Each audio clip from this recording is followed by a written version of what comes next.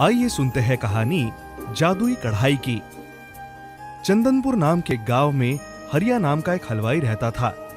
वो उसी गांव के सेठ के यहाँ काम करता था। उस सेठ की मिठाई की एक बड़ी दुकान थी। उसी दुकान में एक और हलवाई काम किया करता था जिसका नाम हरि था। सेठ हरिया को बहुत मानता था और दुकान की पूरी जिम्मेदारी उसी के ऊपर होती थी। लेकिन हरि को यह बात बिल्कुल पसंद नहीं आती थी और हरि हरिया से बहुत जलता था। फिर एक दिन, अरे हरिया, सुन, आज दूसरे गांव से वहां के मुखिया आने वाले हैं। कल उनके घर में कोई उत्सव है, तो उसी के लिए मिठाई लेनी है उनको। उनकी मिठाई मैंने पहले से ही पैक करके रख दी है वहां, वो दे देना।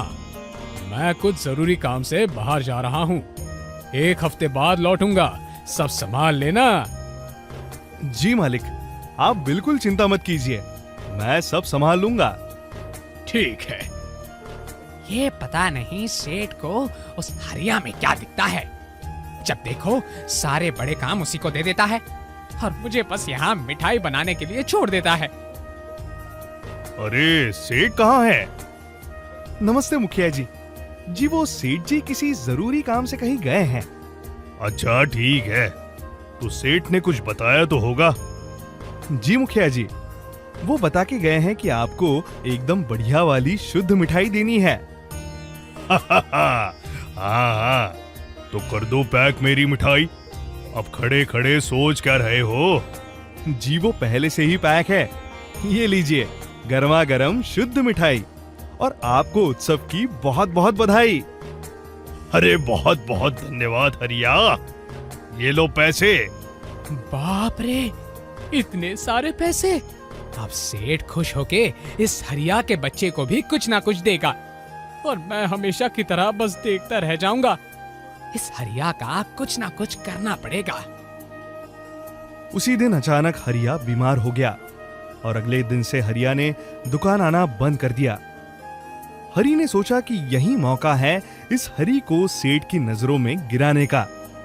हरि ने उस मुखिया के दिए पैसे चुरा लिए और कुछ दुकान के सामानों की भी चोरी कर ली। फिर 1 हफ्ते बाद सेठ वापस आता है। हरिया, ओ हरिया। जी मालिक, हरिया 1 हफ्ते से दुकान नहीं आ रहा है। क्यों? लेकिन क्यों? सब ठीक तो है? पता नहीं मालिक, उस दिन मुखिया जी को मिठाई देने के बाद से वो गायब है और आज तक दुकान नहीं आया। अच्छा, बड़ी अजीब बात है। अरे वो मुखिया के दिए पैसे कहाँ हैं? अरे तुम्हें पता है? जी मालिक, वो तो हरिया ने ही पैसे लिए थे मुखिया से और उसके बाद से वो गायब है। तो क्या हरिया ने पैसों की चोरी की है? लेकिन वो ऐसा नहीं कर सकता। मालिक, मुखिया ने बहुत सारे पैसे दिए थे और इतने पैसे देख के तो किसी की भी नीयत खराब हो सकती है। और तो और हरिया दुकानों की सामानों की भी चोरी करता है। उसने आपके विश्वास का गलत फायदा उठाया है। अब आप ही बताओ, इतने दिनों से बिना बताए आखिर वो कहाँ गायब है? तुम ठीक कहते हो। उस हरिया ने मेरा भरोसा तोड़ा है। कुछ दिन बाद हरिया ठीक हो जाता है और दुकान वापस आता है। सेठ गुस्से में हरिया को देखता है। सेठ को ऐसे गुस्से में देखकर हरिया कुछ समझ नहीं पाता है और इससे पहले कि हरिया कुछ बोलता, सेठ ने उसको बहुत भला बुरा कह के दुकान की नौकरी से निकाल दिया। उसके बाद हरिया बहुत निराश हो जाता है। वो एक पेड़ के नीचे जाके बैठ जाता है और सेठ की बातों को याद करके रोने लगता है। वहीं उस पेड़ के नीचे अपनी झोपड़ी के पास एक साधु बैठा हुआ था। हरिया को रोता देख वो साधु उसके पास आता है। अरे क्या हुआ? तुम रो क्यों रहे हो?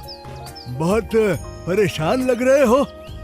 साधु की आवाज सुनकर हरिया को सुकून सा लगता है और वो साधु को अपनी आप बीती सुनाता है। फिर साधु बोलता है, चिंता मत करो, मैं तुम्हारी परेशानी का हल अभी किए देता हूँ, जरा रुको।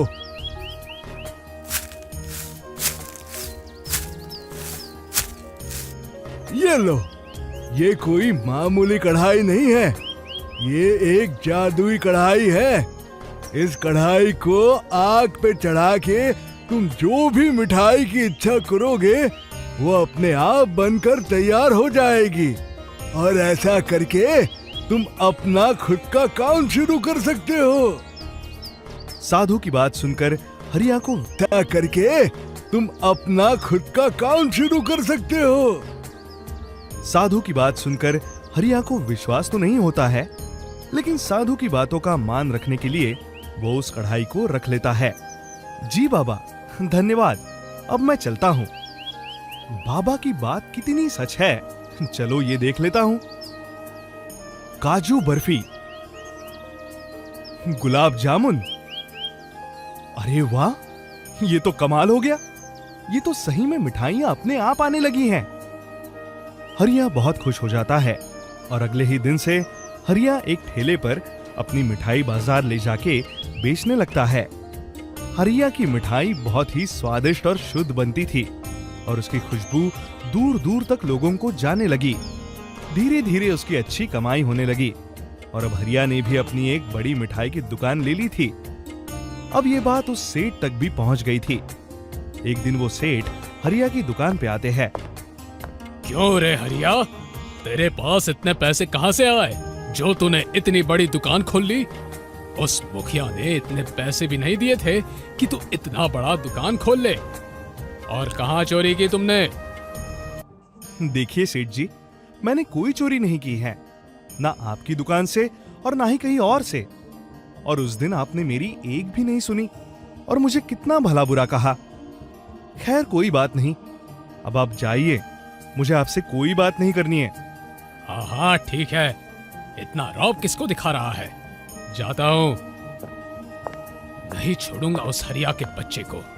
2 पैसे क्या कमा लिए, मुझे रौब दिखाता है। क्या हुआ सेठ जी, आप इतने गुस्से में क्यों हैं? क्या किया उस हरिया ने? अरे वो क्या करेगा, तू पता लगा कि आखिर हरिया इतनी शुद्ध मिठाई कैसे बना लेता है। जब यहाँ मेरी दुकान पे था तब तो नहीं बना पाता था। ठीक है मालिक। उस दिन से हरि उसके पीछे लग जाता है।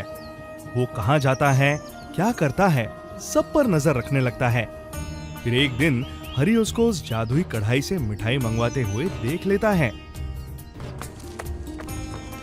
मालिक, मालिक, सुनो, मैं बहुत बड़ी खबर लेके आया हूँ। अरे अरे रुक जा, पहले थोड़ा सांस तो ले ले। हाँ अब बता, क्या बात है? हरि सेठ को सारी बातें बता देता है। अच्छा तो ये बात है। हरि, हमें कैसे भी वो कढ़ाई चुरानी होगी। फिर एक दिन मौका पाके सेठ और हरि हरिया की वो जादुई कढ़ाई चुरा लेते हैं और जैसा हरिया करता आ रहा था वैसा ही सेठ भी करने की कोशिश करता है और सफल भी हो जाता है। सेठ भी खूब मिठाइयां बना के बेचने लगता है। लेकिन फिर अचानक एक दिन सेठ की दुकान पे लोगों की भीड़ आती है और बोलती है, अरे सेठ, ये क्या जहर बेच रहे हो तुम? तुम्हारी ये मिठाई खा के सारे लोग बीमार पड़ रहे हैं। हम तुम्हें नहीं छोड़ेंगे, नहीं छोड़ेंगे तुम्हें। क्या हुआ मालिक, आप ठीक तो हैं? अंधा है क्या? तेरे चक्कर में आज मेरी धुलाई हो गई। यही है तेरी जादुई कढ़ाई। मालिक, लेकिन हरिया तो इसी कढ़ाई से मिठाई बनवाता था। बकवास बंद कर, वरना तेरा मुंह तोड़ दूंगा मैं। पिटाई के साथ सेठ की अकल ठिकाने आ जाती है और उसको अपने किए का पछतावा होता है। सेठ हरिया के पास फिर से जाता है और माफी मांगता है और उसको उसकी कढ़ाई वापस दे देता है।